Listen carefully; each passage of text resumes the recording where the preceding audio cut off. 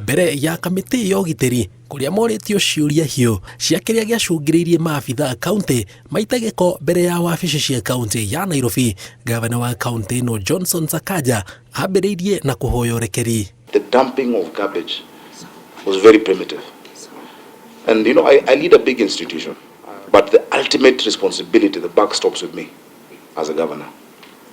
And so on behalf of the staff, I apologize to the people of Kenya, to the people of Nairobi, to the residents and tenants and business people there. That should never have happened, and it will never happen under my watch. I will not allow that to happen again.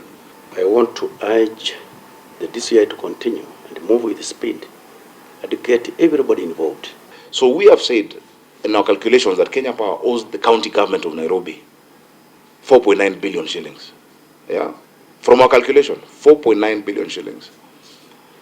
And they have claimed from us now 1.5 billion shillings. Mena munini wa borithi Douglas Kaja ni matarĩirie kĩrĩa gĩkoretwo gĩkĩrĩa kĩngĩ na gũcũngĩrĩria gĩconoko kĩrĩa kĩonekire maabitha thirikari magĩita gĩko mũciĩ mũnene wa Nairobi thengia wa ũgwati ũrĩa gĩko kĩu kĩngĩrehe kũrĩ mũingĩ. There are these acting individuals that have been interdicted. I'm saying the buck stops with you as the governor. I doubt whether instructions are given by those ones. Instructions must have come from above. This must be an order from above. Maybe you can participate Governor, in the please. investigation. No. I think we have started well. That is it. Thank you, Don't respond to that. I will not respond to that. That is what the DCI is investigating. Yeah. Who is, how did it happen? The people responsible. The three officials were low-level junior officers. And we still believe that they must have received orders from somebody in the hierarchy of the council. Oho Sakaja augĩte maabitha ngathĩ ya igũrũ a rũhonge rwa ũrogoti wa magoti thirikari-inĩ ya kaunti ya Nairobi nĩ marĩkĩtie kũrũgamio wĩra. Mũrũgamĩrĩri mũnene wa marĩa matũrigicĩirie kaunti ya Nairobi Joyfrey Musira arĩ ũmwe wa arĩa megũkorwo makĩhũngwo. The first officer is Dr. John Toiti, is the acting director of revenue administration.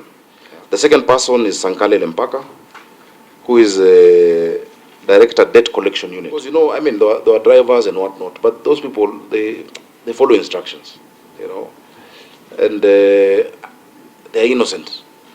The person who can give such an instruction, pour garbage to the people, I think that is where we are taking our administrative action. Nĩ mbeca iria rĩu ikinyĩte mabirioni ma mbeca gĩthagathago-inĩ kĩrĩa kĩhanĩte tarĩ mbarathi igĩrĩ iracindana hinya no gatagatĩ ka maya mothe mũingĩ nĩguo ũraga gũkinyĩrwo nĩ tabarĩra iria magĩrĩirwo gũkorwo magĩkinyĩrio nĩ kambuni ya Kenya Power na mwena ũyũ ũngĩ kaunti ya Nairobi kumana na gĩthagathago kĩrĩa rĩu marorotana nĩ ũndũ wa thirĩ. Ngĩribotera Inooro TV kuma mbunge mũciĩ mũnene wa Nairobi njĩtagwo Njenga Wambui.